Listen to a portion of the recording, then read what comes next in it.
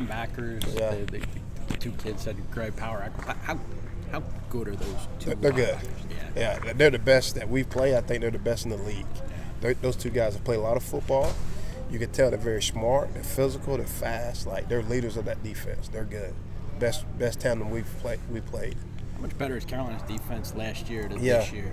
You know, it is. Statistically and just on film, they're better. You know, I think one of the things they've done this year is they try to take away some free access throws and really challenge you to throw the ball down the field for those, 50-50 balls. And then the guys up front, number 25 and number 10 are playing higher level football.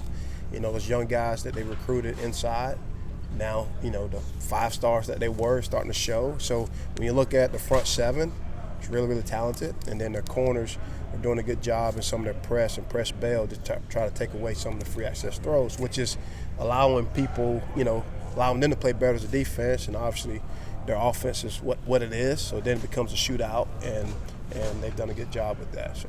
They made it a long, long day for Miami's quarterback last Saturday. Yeah. What do you have to do to negate that? Well, pass we have to change the launch point, right? We got to move the pocket. We may have to chip some guys, with their ends to help our tackles out.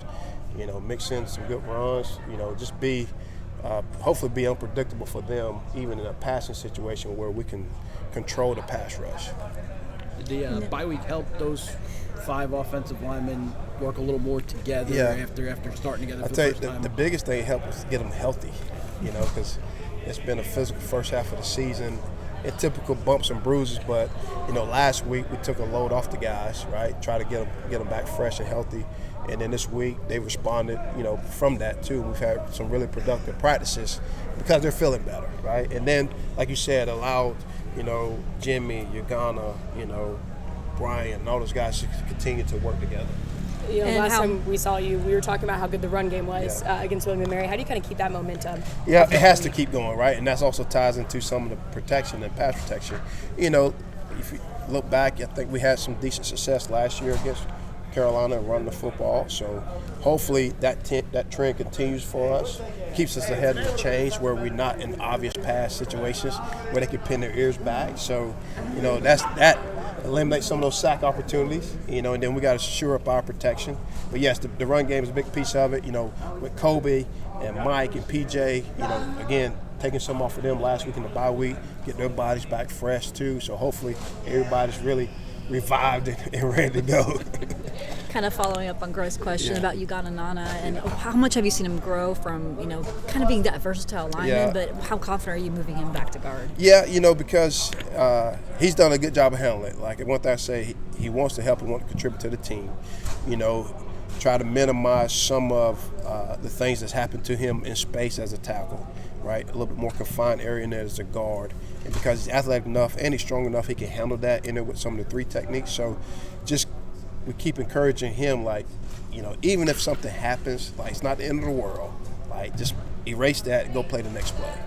And building his confidence in that, And in bye week, everyone focused on health and self-scouting, but you want to see young players kind of move up? Yeah, we did. We had a good little, we called it Hatter Bowl last week for some of those young guys to get them out there and see how to scrimmage because, with the rule of 4 games, right, there's some guys that haven't played yet that maybe have to play for us down the stretch, or we want to see them get them opportunity without losing their red shirt. So.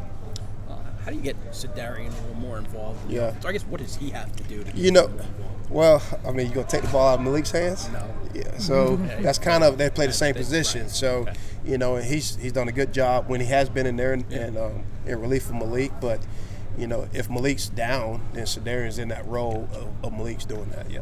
And do you feel any like the young receivers? Because I know Malachi and Malik are having a good season, but you still want those young guys to step up. And really, the main one is J.R. Wilson. And that was a big point of emphasis by week. With him, hey, buddy, we need you. Like, this team needs you. You're going to have opportunities here over the second half of the season.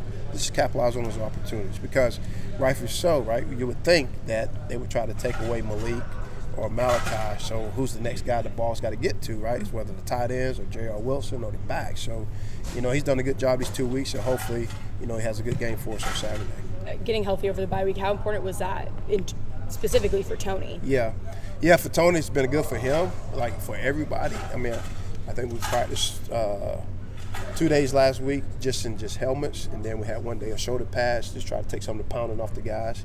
We took some throws off of him as well, and even Calandra, because it's been a lot of throws throughout the season. So that was a focal point, and, looking at ourselves, okay, what did we do good? What did we not do good? How can we improve on UVA not beating UVA, right? We've got to eliminate the penalties, eliminate the sacks, right? And then be better on third downs. If we do those 3 things, right, we feel like the second half of the season we'll put ourselves in a position to score points to win some games. When you self-scout like that, how much does that help you going, particularly at the halfway point? Yeah. Like, can you tweak a lot of things? Yeah, you can. Some of it, like in protections, right? You look at, okay, do we need to chip or help the right side, right? Or when you look at it, it's third down and 19. It's not a good situation. It's obvious pass, right? And what was the cause of that? Well, it was a penalty on second down or a holding call, that we got to eliminate. There's 4 penalties on offense per game. We got to eliminate those because those are drive killers. The turnovers, our turnover margin is not good right now with the 10 turnovers. And you look at them, and I think at least 4, maybe 5 of them took points off the board. So that impacts your scoring offense as well. So, and the point make to the guys, like, it's not our opponents, right? It's really a self-reflection as us, coaches and players, and then eliminate those things that are derailing us, in the course of a game, of a drive, or it could be a quarter, It could be the first quarter in that game or the fourth quarter in that game. Let's just eliminate that because we've done a good body of work here over the bye week.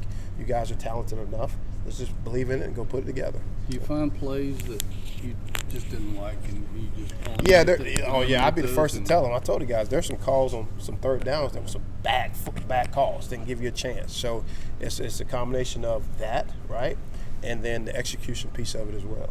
When you're taking on a team like Carolina that's so hot, still undefeated, there's a lot of motivation there to take them down. But what has y'all's message been to the team?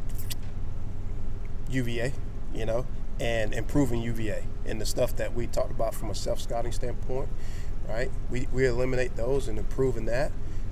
Does that give us another 10 to 14 points per game, right? That's 2 more possessions of scoring. That's might be 2 more times they're not on the field to have opportunity to score, and playing complementary football as UVA, offense, defense, special teams. But really, I told the offense, and we're all in agreement that we improve our scoring, it increases our chances to win games on Saturday, bottom line. And we got to take that approach. Like, our job is to outscore our opponent, regardless of who they are. If it takes 40, then we got to go get 40, right? And we know in this back half, there's some teams that can score. And if we make the improvements necessary offensively to score points, then we'll have put ourselves in positions to be in a chance to win some games down the stretch.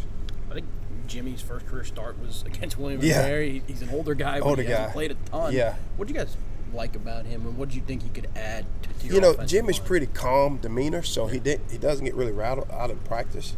He's an older guy. He's seen a lot. He's played some up at Penn State. So, and he's a smart guy. So with him and Uganda there on the right side, Brian, and there's another cerebral guy, the communication piece of it. So a lot of our stuff is not bust and assignments. It may be a technique here or there, maybe even a matchup here or there that's gotten us. So the communication, the understanding, the execution part of, from a mental standpoint, has been good from those guys.